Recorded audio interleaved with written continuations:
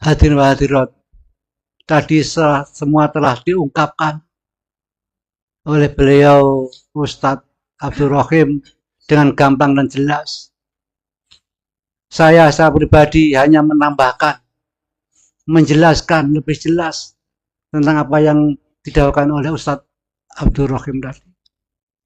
Mengenai dawuh di godaan yang di situ disebutkan kesadaran tanpa ilmu, tanpa kesadaran akan menghancurkan atau rusak, kesadaran tanpa ilmu akan nol.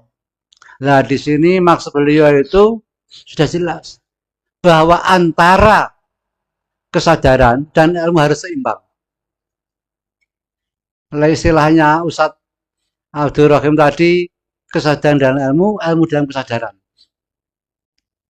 Jadi intinya dalam menjalankan ibadah kita harus memahami dulu bagaimana cara-cara ibadah itu sendiri. Tanpa ada kepahamannya, kita tidak mungkin bisa melakukan.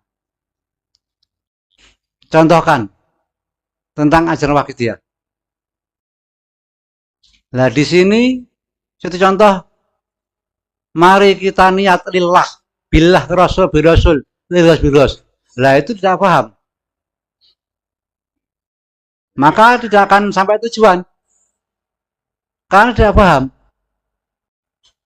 Jadi niat itu lillah, lirasul, lilghos. Itu niat. Nah, Mbak juga pernah dawuh. Itu bahasa Jawa insya Allah. Begini dawuhnya. Lek pengen iso mrati tanpa sotang, miber tanpa siwi, agemane karuhum, sinaonono, fahamono, lakonono, bisa rumangsa bisa. Jujur wujud. Ya, artinya meletek tanpa sotang itu miber tanpa siwi. Artinya itu loncat tanpa kaki, loncat tidak pakai kaki, terbang tidak pakai siwi. Itu suatu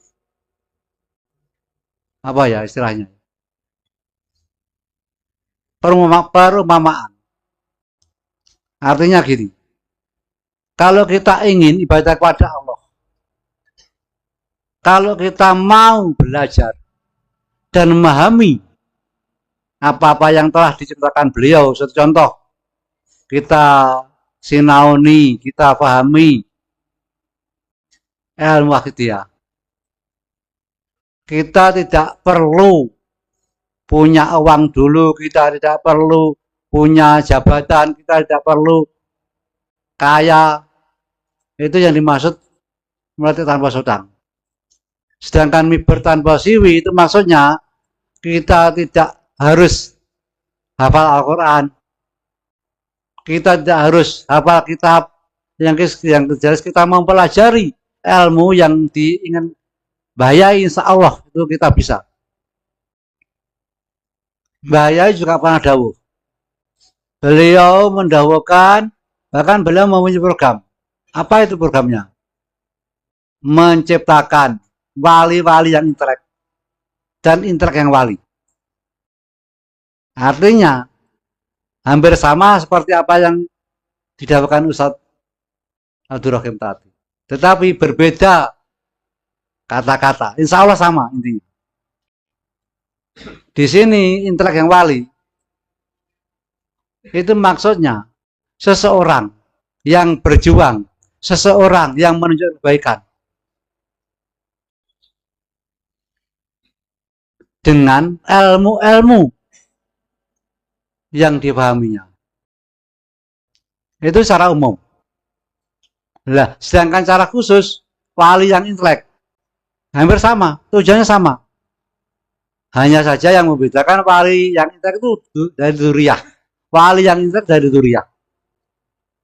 Kalau intelek yang wali itu siapapun tanpa dzurriyyah bisa.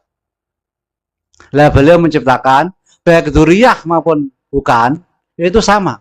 Nah, jelas yang beliau inginkan dalam kesadaran harus disertai ilmu. Sehingga kita tidak,